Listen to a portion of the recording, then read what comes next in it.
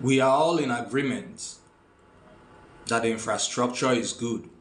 That means roads, power stations, trains and train tracks, and so much more. We are all in agreement that these things are good. We have leaders who have been exposed to this outside this country and have come back and probably met it when they were younger in this country.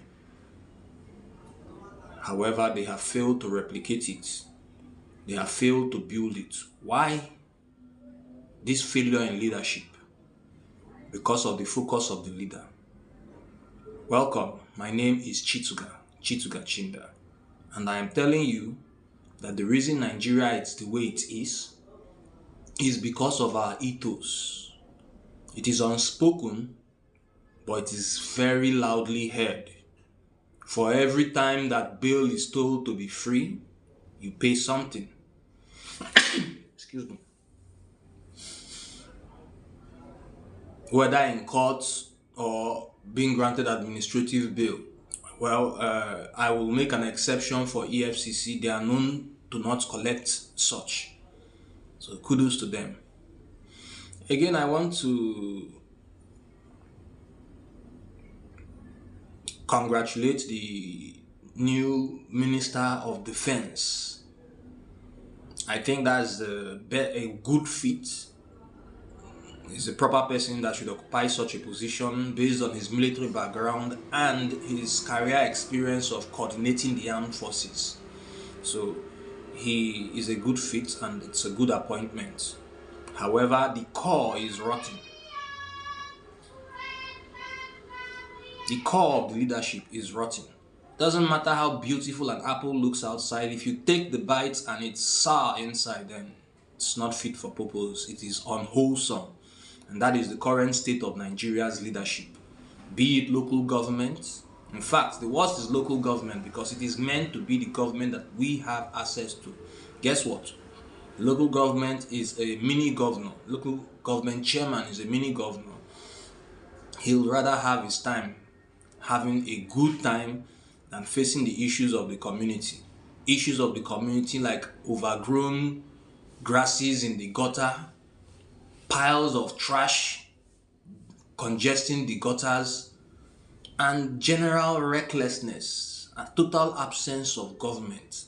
The only time these local government officials become active is when they are on so-called revenue drive, selling you overpriced buckets as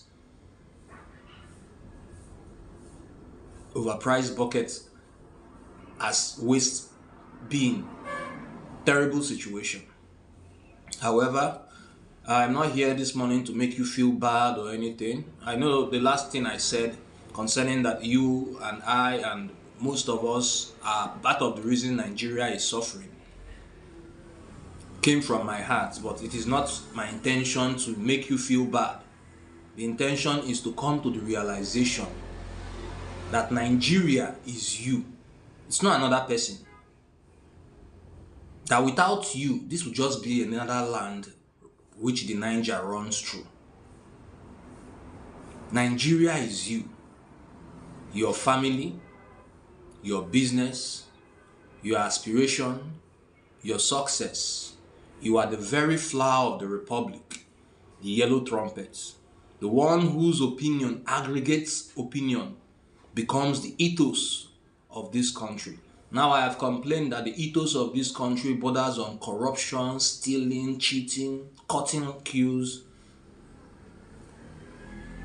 and taking glory for vices.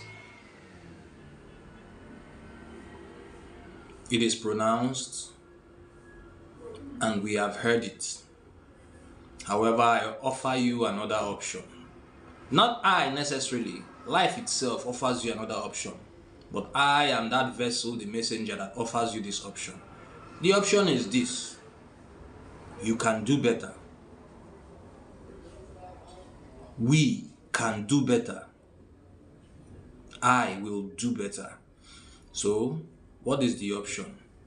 The option is how we regulate ourselves. The option is discipline. All have sinned and fallen short of glory, but the grace of the Lord abounds. So should you continue in sin so that the grace will continue to abound? That is the Nigerian situation. I won't speak of the Muslims, I'll speak of the Christians because I am one. All the piety displayed on Sunday does not leach into society, so it ends inside that church. It does not leach into society, because if it did leach into society, the same people that attended that church will not be desperate for money. I'm not saying that you cannot want money. I'm saying you desperate. You know where desperation leads? It leads to human sacrifice and organ trafficking and child trafficking.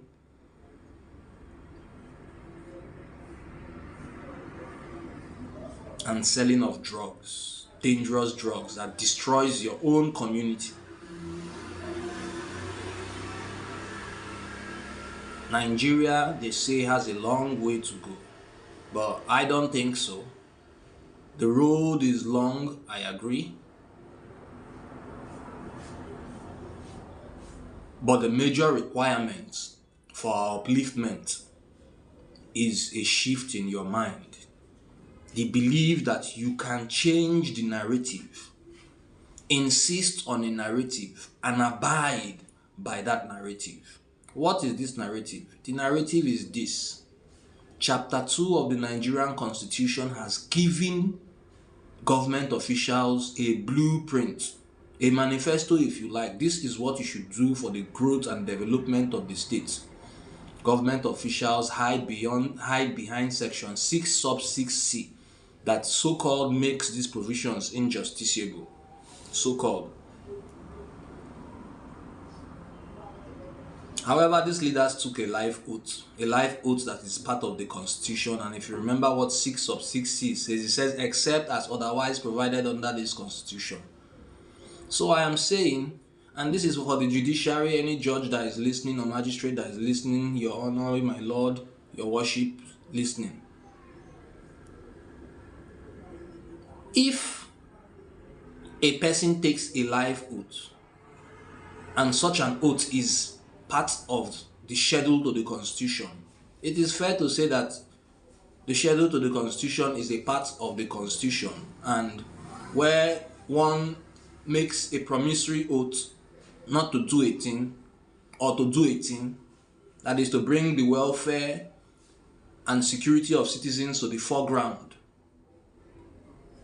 but fails to do so, is he not in breach of the Constitution? Does that not permit the override of section 6 sub 6c and the implementation based on court order of chapter 2? So we use court order to destroy our political party systems.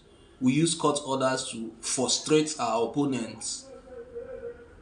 However, we do not want to use court orders to develop our republic. Hypocrisy. That's what it is. Hypocrisy. You would rather sit down and enjoy your large salary, take adjournment, go, come tomorrow, than face squarely the issue that concerns us. Well, I guess someone will have to bring an action insisting on the enforcement of his rights. Who that one will be, I don't know. His right to participate in a decent society. You don't live with a pile of trash and talking about how you are in government. Well, these are the concerns for today, and I hope you were able to pick something from it. Again, the narrative is your welfare and security. That is the important message. If you stick to that narrative, you hold on to that narrative, nothing can shake you. Absolutely nothing can shake you. 5K will not shake you. A bag of rice will not shake you. No matter how big that rice is, it will not shake you. You may say, yes, thank you, and have it. In fact, take it. If they bring rice to you, take it. Why? Because I asked them to give it to you. They put their faces on it, don't worry. They don't know how to give credit. I gave you that bag of rice. It doesn't matter whose face is on it, whether it is Tinubu, Wike, Shetima, Atiku, doesn't matter whose face is it.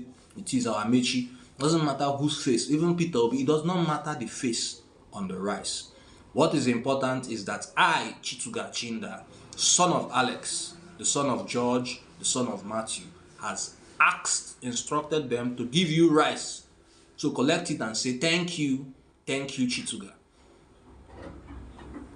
Have a lovely day and do be blessed. Bye.